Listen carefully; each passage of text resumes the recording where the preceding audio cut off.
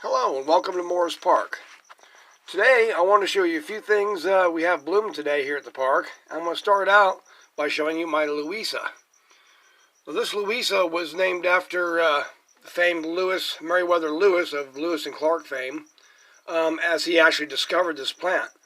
This plant is also known as bitterroot by Native Americans here in this country. It inhabits rocky cliffs and overhangs and stuff like that, predominantly on the west coast, but then all the way back into like Utah and so forth, basically western part of the country. It's a beautiful little plant. I had it blooming when I first got it a couple months ago, and it's doing a rebloom for me. So I wanted to show you guys this beautiful little plant. There's two of them actually in here, as you can see, and the other one's just starting to put out some new flower spikes there. So I'm really excited about seeing that one. It's a lighter pink, actually, than this one. Beautiful little plant. Just love this little Louisa. This is kind of my first experience with one. So I have it inside under the lights with some of my other plants here. My tillandsias and my little Sansevieria and some of my seedlings and so forth here. But I just wanted to share this one with you. And I'll show you a few other things we have blooming in the park. One of the other little things we have blooming here today is our mimosa trees. We have several mimosa trees. And I wish you could smell this right now. They smell good. Wish you could smell that. But we have several of them. They all grew from the first two we planted and then got more. But they've become quite nice shade trees. As I say, they smell absolutely wonderful. Just beautiful trees. We also have a few of our Rosa Sharons in bloom right now. We have quite a variety. There's a few of them right here, and they've actually grown into some large, almost tree-like shrubs.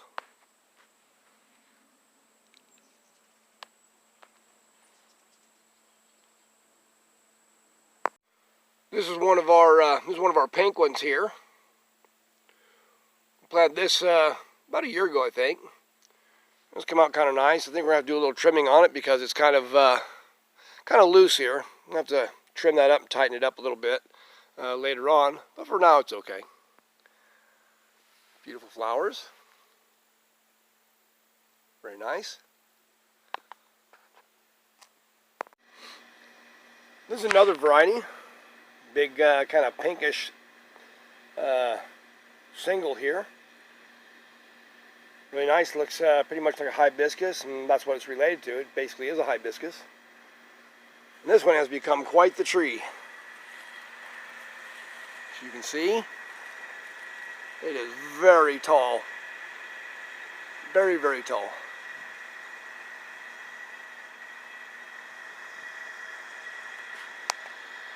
Alright, let's go try and look at something else. This is one of our hydrangeas. Deb planted this about 2 years ago, I believe. Ordered it off the TV. I'm not exactly sure of the exact variety, but it blooms white. It'll start blooming white. You can see over here. It starts blooming white and then turns totally pink. It's a pretty showy plant. As you can see, it is just covered in flowers. Very awesome plant. Alright, let's check something else out. This is one of our native trumpet vines. These grow wild around here and can even be somewhat of a pest when they get into things because they're very advantageous. They root by underground runners and so forth. So you have to kind of watch them. I've got this one kind of trained into a tree, as you can see, but this is a vine. They're a pretty cool flower. I really like them, but we got to have them kind of controlled. Little seed pod there coming off of them. These grow real easy. This is Campsis radicans, the red trumpet vine. It's got a few flowers up there too. So we kind of trained this one into a tree. Let's go see a yellow one. Now this is the yellow variety. Now this one here is a cultivated variety. It's not a wild, but basically it's the same kind of plant. It's Campsis radicans, but it's just a yellow cultivar.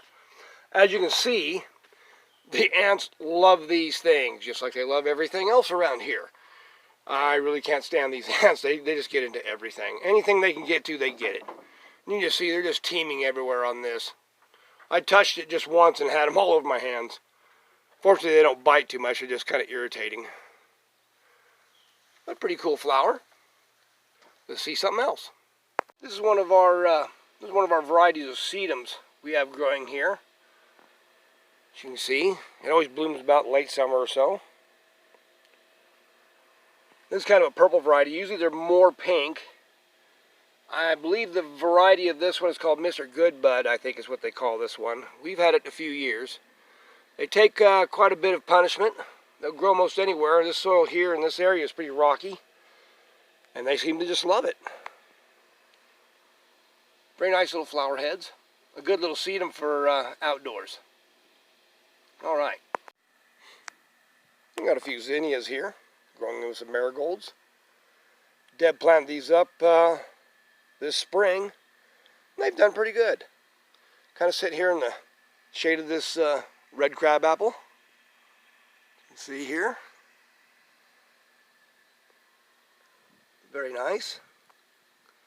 Zinnias are kind of like a flower within a flower. They got the little teeny flowers in the head there, surrounded by the large petals. So it's kind of cool. You can probably get a two-in-one here. All right. This is one of my fig trees here. And yes, they're the edible type. As you see, the birds kind of like them too. But you can see they're getting nice and ready and ripe. Let me pick that one off. You can see they're starting to ripen up a bit. See inside, all little seeds. Fig trees are kind of one of those trees that don't really have a flower. They just immediately start growing the fruit. You don't ever see a flower on these things. But this thing's just loaded with them. It has figs just all over it. I've gotten a couple off it recently, but I think the birds get more than I do. The reason we keep them in the shade like this is the simple fact that in the sun, when they're in pots, like I have them in here, they don't seem to do too well. I think the pots get way too hot, so they do much better in the shade of this redbud tree that we've got them in. Much like my orchids and so forth. My orchids haven't started blooming yet. They are in sheath, but they have not started blooming. And I'll do a video on them as soon as they do. One of our roses here. I'm not exactly sure of the variety. They just had it labeled as patio rose. But as you can see, this thing's a little bit too big for a patio rose.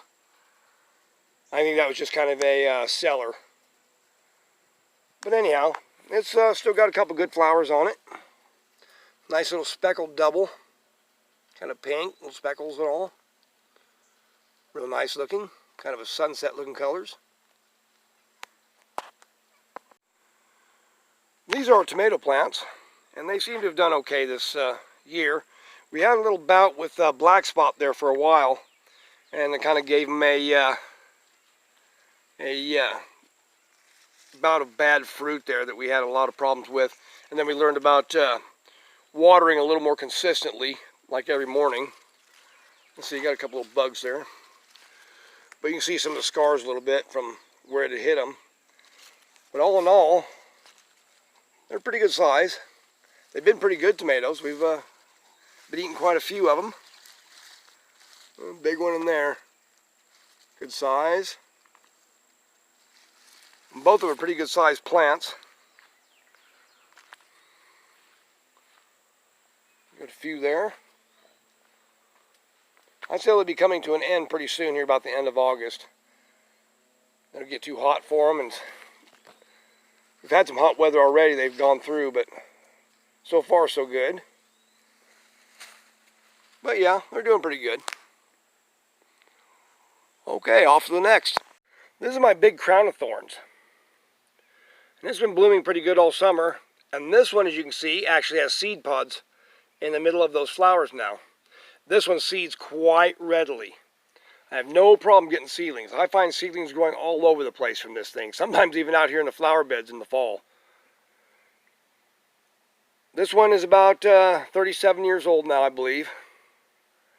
Very nice large plant. Got this at the nursery I used to work at years and years ago in California. That's a little dried up looking briar.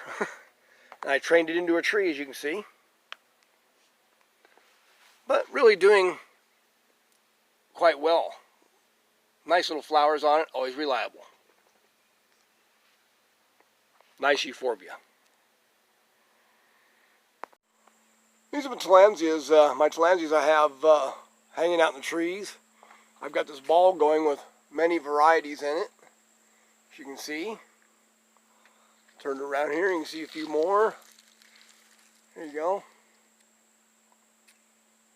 Doing rather well. Big Xerographica there, growing with a couple others. Kaput Medusae there is bloomed already. So it should be sending out some new pups soon. They seem to do rather well here hanging in the trees. My Vanda orchid. And the rain lately has done them a lot of good. Alright, let's go see what's in the greenhouse. This is my little Gymnocolysium. I bought it from Walmart not too long back, and they had been watering it like every single day. It was a soaking mess. Just kind of had to save it. I thought it was a Baldeonum, but with the flower color, it's not quite right for Baldeonum. Usually have dark pink or lighter pink flowers on those. This is a white flowered Gymno. If anybody knows this exact one, please let me know. I'm very curious as to what it is, but it seems to be doing well. This is my Jatrapha Potagrika. It's not quite in bloom, but you can see there's a new flower head coming up on it. That ought to be real nice. And behind it is a Euphorbia myli var imbrate. It's kind of a miniature crown of thorns, and it forms a little shrub, as you see there. Real nice. Had that about 36 years. Has neat little myli type flowers on it. Love this little Euphorbia. Real nice one. This is a Euphorbia opuntoides. I'd say it's been blooming for about the last month now. Doing pretty well. Has those kind of red looking flowers on it, which is kind of non-typical for a lot of Euphorbias having their yellow flowers. But this one has kind of a dark red flower to it. If you have any more sun, they get even more dark. This is my Echeveria hybrid in full bloom. I don't know the particular variety on this. I bought it at a little country store. Blooms very well every year, just a multitude of flowers, but it's gotten so heavy this year that it kind of broke down here. So I'm going to have to take the top off here after it gets done blooming and reroot that. And you can see it's got a few more started below. Look what we have here. Got a little Hoya Carnosa here. I just found this blooming. I hadn't really noticed it. It's kind of hanging below the plant. My Hoyas hadn't been doing really good last couple years, and I noticed they really needed replanting. So they're doing quite a bit better. Spread out quite a bit. A little yellow in the leaves because it's been so hot here in the greenhouse. It's been well over 100 degrees here in the greenhouse the last couple weeks. We just got kind of a break with some rain, and so things have cooled off a little bit. We're supposed to head back into the 90s though later this week. But these are absolutely beautiful flowers. I haven't had it bloom last year, but this year since I replanted it, it's rewarded me with some flowers, and boy do they smell wonderful. Absolutely wonderful, pretty little flowers. And last but not least is my little string of hearts, Ceropegia woodii. Just want to show you this and how unusual the flowers look on these plants, as you can see. They got a little crown on top of these things, kind of fuzzy. I've been kind of weaving this one into a little bird's nest for a long time, for several years. It only started from one little string. I think it's going to need a repotting sometime soon. But anyhow, I just want to show you all these neat little things in the park blooming right now. This is Clyde Morris from Morris Park, wishing you a pleasant day. Take care.